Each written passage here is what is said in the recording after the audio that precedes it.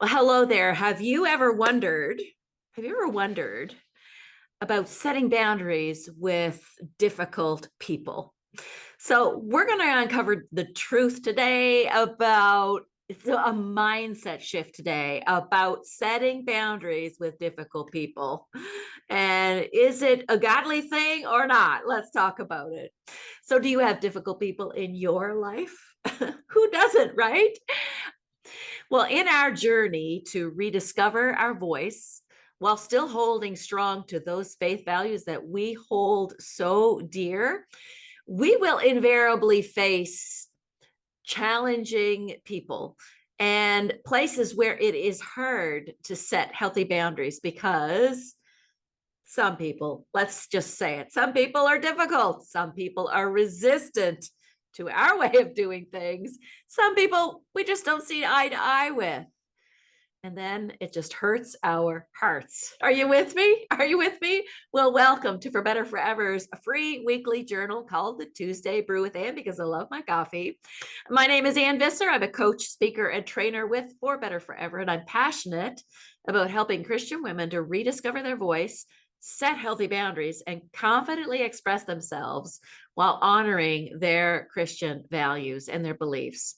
So the women that I work with, they've already put in a lot of personal work, and many of them have probably worked with a counselor, but they feel like that part of their journey is complete, but they're still hungry for more. They want more personal growth, they want more support, they want more accountability, and they want to explore possibilities for their future. Very exciting. Well, if you're new here to For Better Forever's Tuesday Brew with Ann, my weekly journey, just take a moment to introduce yourself in the comments below if you're back again. I'd love to have your comments about today's work. Well, today we're talking about setting boundaries with difficult people. We're talking about navigating difficult relationships with grace and with faith.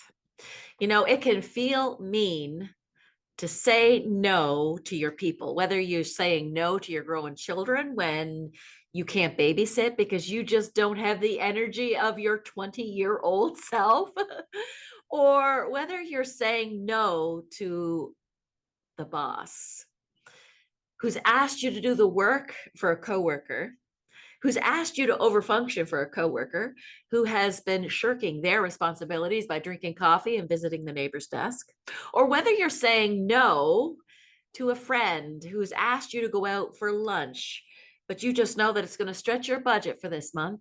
So you need to say no. It can feel mean when you have to say no to your people. And it's in these moments where, where we're feeling tested in our faith and even in our grit because it can feel mean to say no. I want to give you a mindset shift today. I used to believe that love and communication should be effortless. Funny, right? But the reality is that navigating relationships, especially with challenging people, it requires courage from us, especially for us kind hearted souls. It can require wisdom to know how to say no, and it can require us to just press in to the Lord to be able to say no with grace, because sometimes it just takes everything within you to say that no. One thing I know for sure, and is this, here's the mindset shift. It is essential to remember that setting boundaries is not unloving. In fact, it's really an act of self-respect and of respect for the other person as well.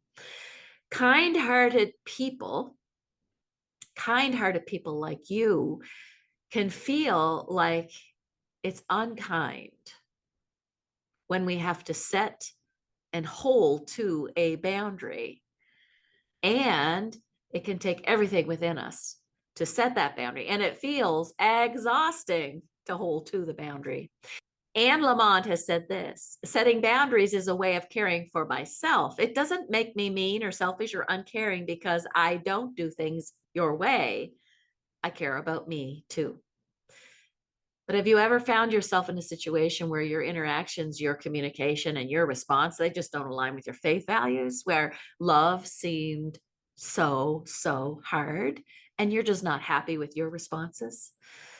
So I really believe that we can establish healthy boundaries with grace, that we can hold to strategies and godly principles that honor both our beliefs and our own well-being, that in turn will foster healthy relationships that are rooted in love and respect, where you can be authentically you. The thing is that setting healthy boundaries will also weed out those relationships that are not healthy and not good for us.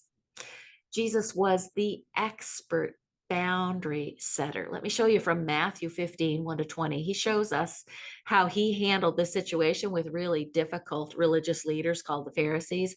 They were criticizing Jesus and his followers for not following this tradition of washing their hands before eating. The Pharisees, they were sticklers for the rules. They were the rule keepers of the day.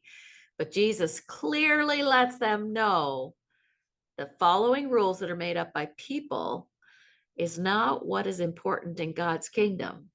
Following God's teaching from the heart, God was interested in our hearts. He was and he still is. That's what is important. He refers back to Isaiah, pointing out that real purity comes from our hearts. What comes out of our mouth starts in our heart. He said this: it's from the heart that we vomit up evil arguments, murders, adulteries, fornications, thefts, lies, and cursing. That's what pollutes. That's in verse 11. Yikes, right? This is one thing for sure. From Jesus, we learn that it's okay to set boundaries with people who try to force their beliefs on us in a way of doing things that is not what he teaches. Jesus teaches us to stay true to what we believe, to his way. He is the way, even when other people disagree with us. Setting boundaries is about respecting ourselves. It's about holding true to the truth of the gospel and the word of God, even in the face of pressure to do things differently. So today, I'm talking about how to navigate difficult relationships with grace and with faith. Some Christians would say we shouldn't have boundaries, that it's not the loving thing to do.